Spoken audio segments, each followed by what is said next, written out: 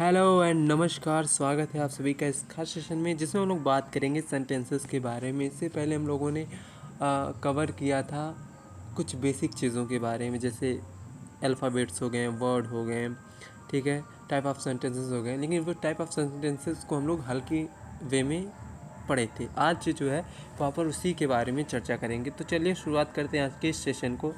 आज जो है दूसरी क्लास है।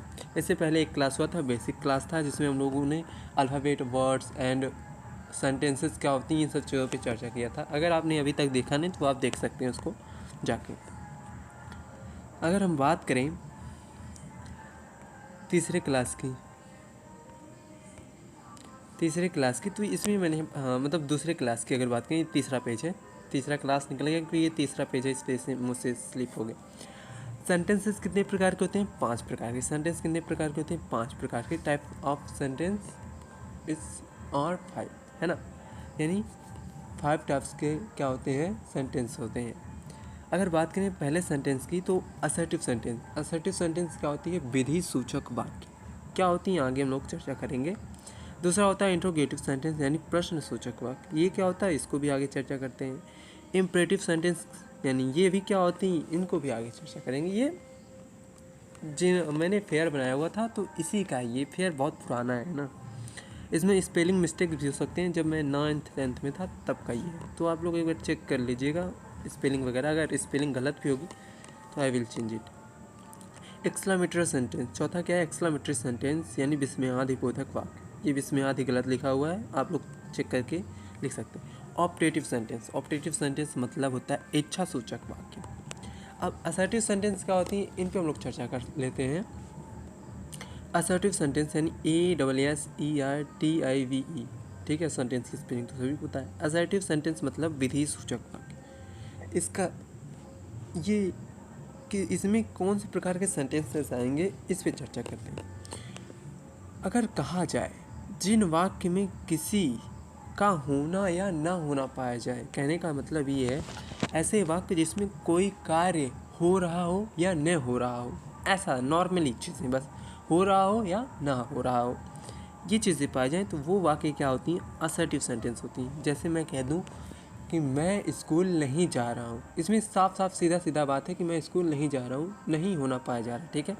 इसमें नहीं होना पाया जा रहा है यानी नहीं होने का बोध हो रहा है। या फिर कह दूँ मैं पढ़ रहा हूँ, ठीक है, मैं पढ़ता हूँ, मैं पढ़ चुका हूँ, मैं पढ़ता था, ये क्या होती है? पॉसिबिलिटी दिखाई गई है, यानी ये क्या हुआ है, मतलब एक प्रकार से होना पाया गया है, ठीक है, इन वाक्यों में।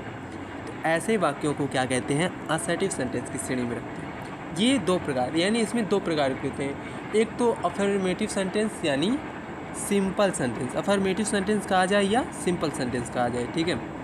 ये जो अफर्मेटिव लिखा हुआ है इसको सिंपल सेंटेंस भी कहा जाता है, जो कि वहाँ पे लिखा हुआ है अफर्मेटिव सेंटेंस, ठीक है। अब अफर्मेटिव सेंटेंस होता है, साथ ही साथ नेगेटिव सेंटेंस भी होता है, यानी नकारात्मक वाक्य, जो कि यहाँ लिखा हुआ, ठीक है। यहाँ लिखा हुआ नेगेटिव सेंटेंस, यहाँ लिखा है अफर्मेटिव सेंटेंस। अफर्मेटिव सेंटेंस हो या नेगेटिव सेंटेंस हो, दोनों देखो, दोनों में क्या फ़र्क है? अफर्मेटिव सेंटेंस क्या होगा? वो साफ साफ पॉजिटिविटी दिखाएगा, यानी कि मैं पढ़ रहा था, मैं पढ़ता था, मैं पढ़ चुका हूँ, इसमें क्या हुआ? पॉजिटिव चीज़ें दिखाई गई हैं। लेकिन नेगेटिव सेंटेंस में क्या होती हैं? नकारात्मक, यानी नहीं होना पाया गया है। जिससे कि कहते हैं हम मैं नहीं पढ़ता था, मैं नहीं पढ़ूँगा, या फिर मैं नहीं पढ़ रहा हूँ। इस प्रकार से नहीं शब्द आ जाए तो वो नेगेटिव सेंटेंस हो जाता है, सभी को पता है। और ये जो नेगेटिव है वो किसी भी प्रकार का सेंटेंस हो उसमें आ सकता है, ठीक है। नहीं शब्द आ गया मतलब वो नेगेटिव सेंटेंस ही होगा, बशर्ते इस बात का ध्यान रखा जाए कि वो किस टेंस का है, किस टाइप के सेंटेंसेस में वो नेगेटिव का रोल अदा कर रहा है, ठीक है। अफर्मेटिव सेंटेंस की बात करें तो क्या होती है अफर्मेटिव सेंटेंस, इसके बारे में चर्चा करते हैं। जिन वाक्यों में कार्य का होना स्वीकार किया जाए, ठीक है, जिन वाक्यों में कोई कार्य है उसे स्वीकार किया जाए, ठीक है, जिन वाक्यों में किसी कार्य का होना स्वीकार किया जाए उन्हें हम लोग क्या कह सकते हैं? उन्हें अफर्मेटिव सेंटेंस कह सकते हैं। लाइक दैट, वह स्कूल जाता है, यानी ही गोज़ टू स्कूल। वह जैसे यहाँ पर वह स्कूल जाता है, मैंने पहले ही बताया आप सभी को। बच्चे जा रहे हैं, बच्चे जा रहे हैं, द बॉयज़ आर गोइंग, यानी बच्चे जा रहे हैं। वे अच्छा खेलें, यानी ये भी माना गया कि हाँ वो अच्छा खेलें। दे प्लेड वेल, ठीक है, वे खाना पकाती है। सी कुक्स फूड, ये नॉर्मली चीज़ें हैं अफर्मेटिव के असर्टिव सेंटेंस के पॉजिटिव वाले भाग। असर्टिव सेंटेंस के नेगेटिव वाले भाग आएंगे, उनको भी अभी हम लोग चर्चा करेंगे। नेगेटिव सेंटेंस की बात करें यानी नकारात्मक वाक्य, जिन वाक्यों में कार्य का होना नहीं स्वीकार किया जाए। ठीक है, कार्य का होना स्वीकार नहीं किया जाए, कहने का मतलब नहीं शब्द आए, इन शॉर्ट नहीं शब्द आए, ऐसे वाक्यों को हम लोग क्या कर सकते हैं, नकारात्मक यानी नेगेटिव सेंटेंस के कहते हैं। असर्टिव सेंटेंस के असर्टिव सेंटेंस के नेगेटिव वाले भाग में रखते हैं। जैसे इसमें कह दिया जाए, ऊपर वाला देखेंगे आप लोग, ये जो लिखा हुआ है यहाँ पे, वह स्कूल जाता है। ठीक है, सेम टू सेम इसके नीचे लिखा हुआ है स्कूल नहीं जाता है, यानी नहीं शब्द का बस फर्क है और ज़्यादा कुछ चेंजेस नहीं है, तो नेगेटिव सेंटेंस में नहीं आ जाता, इसी वजह से उसे नेगेटिव सेंटेंस की श्रेणी में रखा जाता है। He does not go to school. ठीक है, बच्चे नहीं जा रहे हैं, the children are not going. वे अच्छा नहीं खेले, यानी वे अच्छा खेले, उसके लिए दे प्लेड वेल, वे अच्छा नहीं खेले, इसका हो जाएगा they did not play well. वह खाना अच्छा नहीं पकाती है, तो सी डज नॉट कुक वेल, ऐसे कह सकते हैं, है ना। वे खाना नहीं पकाती है, नहीं, यहाँ अच्छा की बात अगर ना हो, अच्छा को छोड़ दिया जाए, यानी जो ये अच्छा है इसको छोड़ दिया जाए, वह खाना नहीं पकाती है, सी डजन कुक, यानी डजन मतलब डज नॉट। ठीक है, इस प्रकार की चीज़ें। तो ये था क्या बच्चों, ये था अफर्मेटिव यानी असर्टिव सेंटेंस। ये क्या था, असर्टिव सेंटेंस। मैंने पहले बताया असर्टिव सेंटेंस के क्या होते हैं, दो भाग तो हर किसी में भी हो सकते हैं, एक पॉजिटिव एक नेगेटिव। तो ये नॉर्मली बात है, यानी असर्टिव सेंटेंस में होना या न होना पाया जाता है, ये मोस्टली याद रखिए। ठीक है, अब हम लोग बात करेंगे इंट्रोगेटिव सेंटेंस की, यानी प्रश्न सूचक वाक्य। इंट्रोगेटिव सेंटेंस मतलब होता है प्रश्न सूचक वाक्य। ठीक है, क्या होता है, प्रश्न सूचक वाक्य, जिसमें प्रश्न किया जाए, ऐसे वाक्यों को क्या कहा जाता है, इंट्रोगेटिव सेंटेंस कहा जाता है। जैसे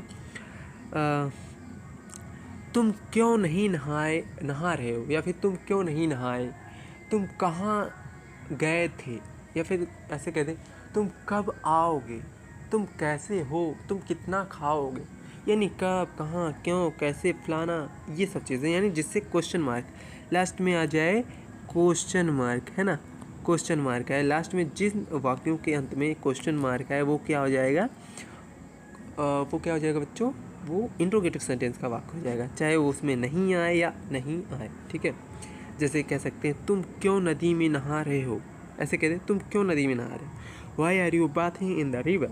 लेकिन यहीं अगर कहते हैं तुम क्यों नहीं नदी में नहा रहे हो, नहीं भी आया तभी कोई बात नहीं, क्यों तो आया ना, जिसमें प्रश्न किया जाए, प्रश्न, वो इंट्रोगेटिव सेंटेंस होता है। ठीक है, अब अगर ये बात करें हम लोग, जैसे यहाँ पर दिया है तुम क्यों नहीं नदी में नहा रहे हो, ऐसे अगर मान लेते हैं, तो वाई आर यू नॉट, सिर्फ नॉट आ जाएगा, नॉट, अगर नहीं शब्द आ रहा है तो नॉट आ जाएगा, नहीं है तो नॉट नहीं आएगा। ठीक है, जैसे क्या अमित आया, डिड अमित कम, ऐसे क्या अमित आया, डिड अमित कम, या क्या अमित नहीं आया, डिड अमित नॉट कम, ऐसे कह सकते हैं। यानी कब, क्यों, कहाँ, कैसे, कितना, किसका, कितना, ये सब चीज़ें आए तो ये इन वर्डों से हम लोग पता लगा सकते हैं कि वो जो वाक्य है वो इंट्रोगेटिव सेंटेंस का वाक्य है, यानी प्रश्न सूचक वाक्य है, प्रश्न सूचक का वो जो है वो वाक्य है। ठीक है, कहाँ पहुँचे हो तुम, इसमें भी देखिए कहाँ आया, चाहे वो बीच में आए, किनारे आए, बगल में आए, यानी उसमें प्रश्न चिन्ह आए ही आए,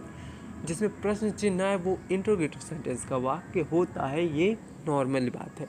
ठीक है, इसमें देख सकते हैं कहाँ पहुँचे हो तुम, या फिर कहाँ पहुँचे हो तुम, वेयर यू हैव रीच्ड। ठीक है, इस प्रकार की चीज़ें, ये इंट्रोगेटिव, अगर इसमें नहीं शब्द आ रहा तो वो इंट्रोगेटिव नेगेटिव सेंटेंस का वाक्य हो जाएगा, नॉर्मल सी बात है, ऑब्वियस सी बात है। ठीक है, अगला अगर बात करें इम्परेटिव सेंटेंस यानी आज्ञा सूचक वाक्य। क्या, आज्ञा सूचक वाक्य, जिन वाक्यों में आज्ञा, सुझाव, सलाह, प्रार्थना के भावों का बोध होता है उसे इम्परेटिव सेंटेंस क्या कहते हैं, इम्परेटिव सेंटेंस यानी आज्ञा सूचक वाक्य कहते हैं। क्या क्या होता है, जिन वाक्यों में आज्ञा हो, सुझाव हो, सलाह हो, सजेशन हो, आदेश हो, वो चीज़ें क्या होती हैं, ऐसे वाक्य को हम लोग क्या कहते हैं, इम्परेटिव सेंटेंस की श्रेणी में रखते हैं। जैसे आप लोग देखेंगे स्कूल में टीचर कहते हैं ओपन योर बुक, यानी कि अपना किताब खोलो, गो इन योर रूम, ऐसे कहते हैं ना, तो अपने रूम में जाओ, ऐसे कहते हैं, डू योर लंच, तो ये चीज़ें कहते हैं तो ये चीज़ें होती हैं। टेक द मनी, ये क्या होती हैं? ये ऑर्डर दिया गया, आज्ञा भी किया जा सकता है, जैसे प्लीज़ प्लीज़ कम, ऐसे होता है। तो ऐसे जो सेंटेंसेस होते हैं वो इम्परेटिव सेंटेंस की श्रेणी में आते हैं। जैसे यहाँ पर लिखा है अपना किताब खोलो, या फिर कह सकते हैं किताब खोलो, ऑर्डर है, ठीक है, इट्स ऑर्डर।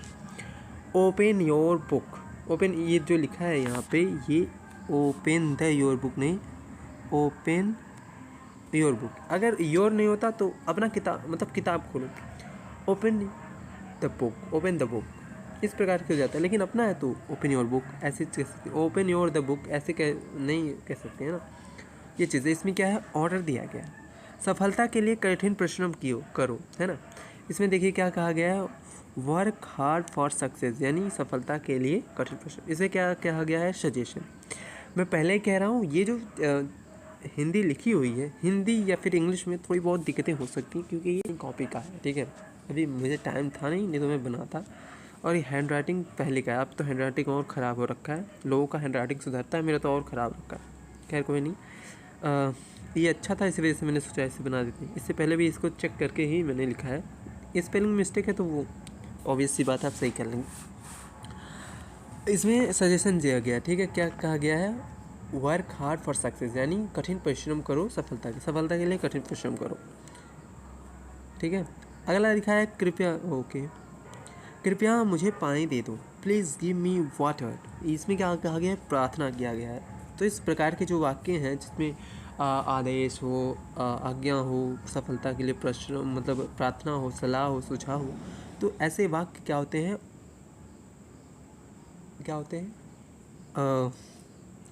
इम्पेरेटिव सेंटेंस होते हैं, ठीक है। आगे बढ़ते हैं। चौथा है एक्सक्लामेटरी सेंटेंस, यानी विस्मयादिबोधक वाक्य। इसमें भी ये जो वर्तनी ये गलत लिखा हुआ है, आप लोग चेक करके लिख सकते हैं क्या होती है। हालांकि मैं यहाँ पर कैसे लिखूँ, विस्मयादिबोधक, है ना, विस्मयादि ओड़ी बाबा, एक मिनट,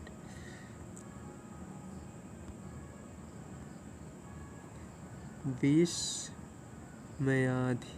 है ना, ऐसे इस प्रकार की विस्मयादि, ठीक है, विस्मयादिबोधक, ये जो है सही वर्तनी है। अगर विस्मयादिबोधक की बात की जाए तो क्या होती हैं, जिन वाक्यों में सुख, दुख, घृणा, आश्चर्य, ईर्ष्या, जेलसी, ये सब चीज़ें उस वाक्य से झलके, उस वाक्य का वो अर्थ निकले, तो ऐसे वाक्यों को हम लोग क्या कहते हैं, ऐसे वाक्यों को हम लोग कहते हैं एक्सक्लामेटरी सेंटेंस में ऐसे वाक्यों को रखते हैं, ठीक है। ऐसे वाक्यों को एक्सक्लामेटरी सेंटेंस में रखते हैं। जैसे यहाँ पर दिया गया है, ये इंग्लिश में है, हिंदी में कन्वर्ट नहीं है। ये अगर मैं आपका बनाया होता तो हिंदी में भी कन्वर्ट करता, खैर कोई नहीं। ये लिखा है अलास ही इज़ नो मोर, यानी ये दुख की, ओह अब वह नहीं रहा, है ना, अब वो नहीं रहा, ही इज़ नो मोर, यानी वो मर चुका है।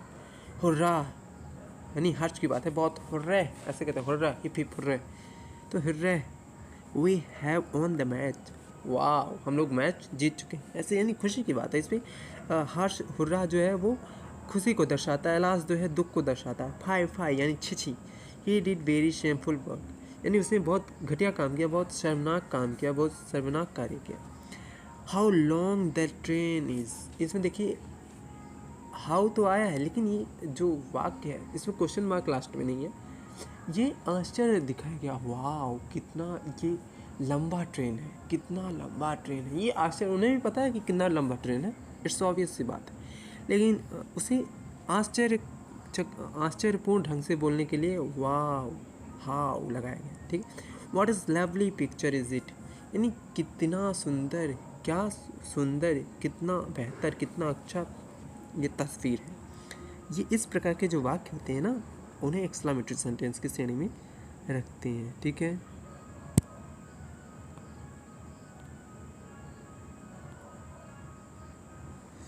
आगे बढ़ते हैं। ये लिखा ऑप्टेटिव सेंटेंस, यानी इच्छा सूचक वाक्य, ऐसे वाक्य जिनमें अपनी इच्छाओं यानी भावना, इच्छा, भगवान से प्रार्थना, जो हमारे अंदर की भावना होती है ना, उसको बोध कराए। आशीर्वाद देना हो गया, विनम्रता हो गया, भगवान से प्रार्थना, हमारे अंदर की जो इच्छाएं, तुम्हारे अंदर की जो भावनाएं होती हैं, उन्हें प्रकट करने के लिए जो सेंटेंसेस बनते हैं, जो सेंटेंस होते हैं, यानी ऐसे वाक्य जिनमें हमारे अंदर के भाव को दर्शाया गया हो, तो वो जो सेंटेंसेस होते हैं ना, वो ऑप्टेटिव सेंटेंस होती है। जैसे may God bless you dear, यानी आशीर्वाद है तुम्हें, बच्चे आशीर्वाद है, ऐसे कहते नहीं, may God bless you dear यानी आशीर्वाद, यानी भगवान का आशीर्वाद तुम्हें, इस प्रकार से आशीर्वाद देने के लिए ये होता है। May you get success in your life, यानी अपने जीवन में सफलता प्राप्त करो, ये चीज़ें होती हैं। तो ये भी आशीर्वाद है, अंदर से दिया गया आशीर्वाद है। ऐसे जो वाक्य होते हैं ना, मे लगा के लास्ट में ऐसे एक्सक्लामेशन मार्क हो, तो वो जो वाक्य होते हैं वो एक ऑप्टेटिव सेंटेंस के वाक्य होते हैं। जैसे कहा गया wishing you happy married life, यानी आपकी जो वैवाहिक जीवन है उसकी एक, क्या कह सकते हैं उसे, कामना करते हैं, एक अच्छे वैवाहिक जीवन की कामना कर सकते हैं। इस प्रकार से चीज़ें, wishing U A happy married life, अच्छे विवाहिक जीवन की कामना करते हैं। हैप्पी बर्थडे डियर अमन, जन्मदिन की शुभकामनाएं, जन्मदिन की बधाई, है ना, इस प्रकार की, अमन आपको जन्मदिन की बधाई, इस प्रकार की चीज़ें होती हैं। तो ये जो प्रकार की चीज़ें आती हैं, इच्छा यानी भावनाएं, भगवान से प्रार्थना हो गया, हालांकि इससे भी पहले प्रार्थना हुआ है इसमें, एक्सक्लामेटरी में, एक मिनट, एक्सला नहीं, ये चीज़ें हैं ना, तो इसमें भी प्रार्थना है, लेकिन वो प्रार्थना किससे किया गया, भगवान से प्रार्थना करना अलग बात होती है, लोगों से प्रार्थना करना अलग बात हो जाती है। ठीक है, भगवान से प्रार्थना करने के लिए हम लोग इम्पेरेटिव सेंटेंस ऑप्टेटिव सेंटेंस में जाएंगे, और लोगों से प्रार्थना करने के लिए ऑब्वियस सी बात है इम्पेरेटिव सेंटेंस में जाएंगे। ठीक है, तो ये चीज़ें होंगी, क्लियर है यहाँ तक। अब अगर बात करें, जैसे कि मैंने पहले बताया, जो सेंटेंस होते हैं वो 5 प्रकार के होते हैं, यानी ऐसे ऐसे सेंटेंस, इस प्रकार का सेंटेंस रहेगा तो इस श्रेणी में जाएगा, इस प्रकार का सेंटेंस रहेगा तो इस सीरीज़ में जाएगा, इस प्रकार का सेंटेंस है तो इस सीरीज़ में जाएगा। लेकिन हर सेंटेंस में कुछ ना कुछ वर्ड्स होते हैं। मैंने पहले ही बताया, कोई भी सेंटेंस लिखने के लिए बहुत सारे वर्ड्स की आवश्यकता होती है, बहुत सारे शब्दों की ज़रूरत होती है, बहुत सारे नहीं, तभी 2-3 वर्ड तो चाहिए ही चाहिए होता है, कंपलसरी होता है, नहीं तो एक शब्द से कोई वर्ड तो बनता नहीं है। नेसेसरी है ये कि कोई भी सेंटेंस लिखना तो उसमें कुछ वर्ड्स का होना आवश्यक है, यानी नेसेसरी है। जैसे कहते हैं ही इज़ गोइंग, मतलब वह जा रहा है, वह जा रहा है, तो उसमें ही इज गोइंग, तीन सेंटेंस, 3 वर्ड है ना। तो ये जो वर्ड्स होती हैं, ये वर्ड्स को हम लोग क्या करते हैं, सही ढंग से सही स्थान पे लिखते हैं, सही फॉर्म लिखते हैं, सब्जेक्ट कब आएगा, कब इज़ एम आर आएगा, कब गोइंग आएगा, कब क्या आएगा। यानी यहाँ पर लिखा हुआ है, एक वाक्य में कई शब्द होते हैं, ऑब्वियस सी बात है, कई शब्द होते हैं, मैक्सिमम 2 या 3 होते ही हैं, मतलब मिनिमम 2 या 3 होते ही हैं और हाँ, और उन शब्दों का अपना अपना एक स्थान होता है। बहुत सही बात है, यानी मैंने शुरुआत में ही बताया, जस्ट अभी कुछ मिनट पहले बताया कि कोई वाक्य लिखा तो उसमें वो सेंटेंसेस का कुछ क्रम होता है कि इस क्रम पे ये आएगा, इस सेंटेंस यहाँ पर सब्जेक्ट आएगा, यहाँ पर हेल्पिंग आएगा, यहाँ पर वर्ब आएगा, ये चीज़ें आएंगी। तो वो जो सही ढंग से सही चीज़ें लिखी जाती हैं, उन सब चीज़ों को मिला के कहते हैं पार्ट ऑफ स्पीच। ठीक है, ये जो सेंटेंस होती है वो पार्ट ऑफ स्पीच से बनी होती है, उनमें बहुत चीज़ें होती हैं, नाउन होती हैं, प्रोनाउंस होती हैं, एडजेक्टिव होती हैं, वर्ब्स होती हैं, वर्ब होती हैं, प्रीपोजिशन होती है, कंजक्शन होते हैं, इंटरजेक्शन होते हैं, ये चीज़ें होती हैं। अब ये क्या होती है, इन सभी पे चर्चा करेंगे नेक्स्ट क्लास में। तब तक के लिए जय हिंद, जय भारत, देखते रहिए पॉकेट डिक्शनरी। और